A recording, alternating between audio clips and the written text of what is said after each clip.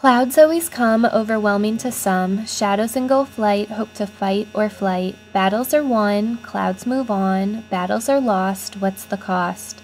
Do you submit to darkness or do you lead for light? Always to follow or to seek the morrow, by Jessica Hiscock.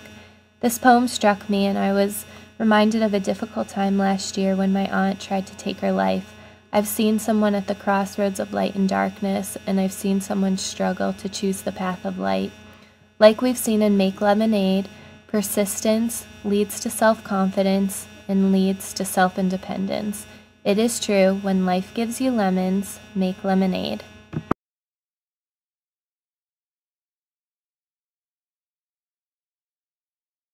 Make lemonade is their empty anecdote. They don't understand. They just don't know.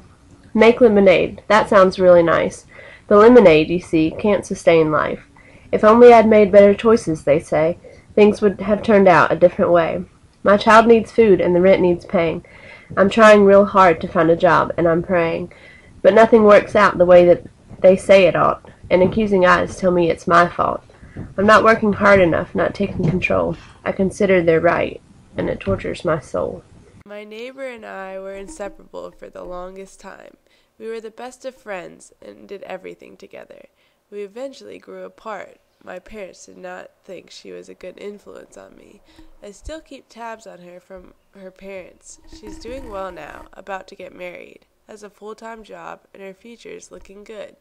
This was not always the case. About 2 years after she and I drifted apart, I learned that she was pregnant. Not that I was shocked, but it was surprising. Her father was furious, called her names that no parent should ever say to their child, kicked her out, didn't speak to her, and didn't care.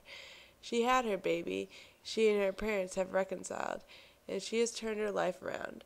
She placed herself in a difficult situation and made the best of it. She did not realize until it was too late that something was growing inside of her.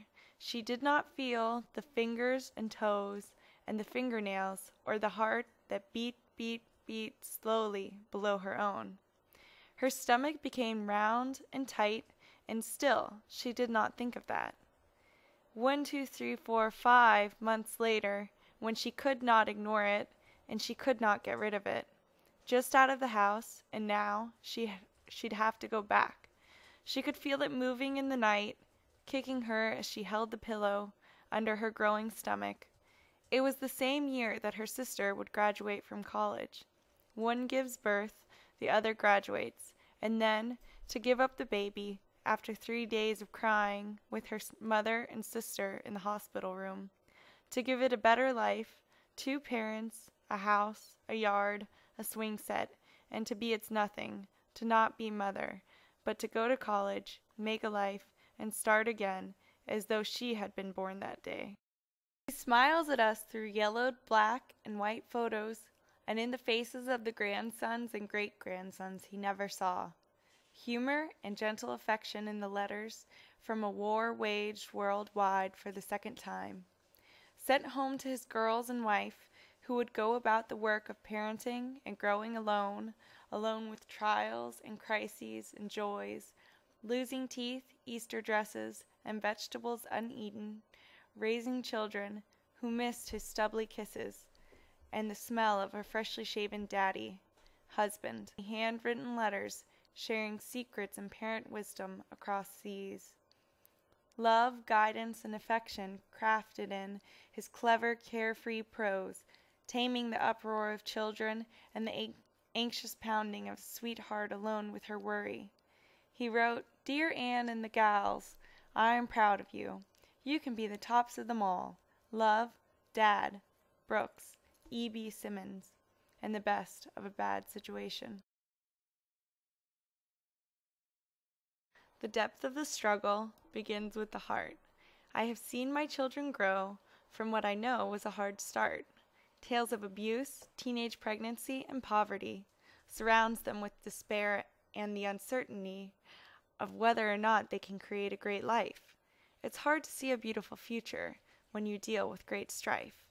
Sharifa and Morgan had their innocence stolen and would become adult women before they would know it. The stares and the murmurs as they walked through the halls came from both students and adults who spoke about how they would amount to nothing at all. I knew better, and I told them, there's a greater plan for you. You just have to believe it and do all that you can do. Despite their struggle, despite their pain, they studied, pressed on, and continue until this day at Shaw University and NC State. The depth of the struggle begins with the heart. It doesn't matter who you are or where you start.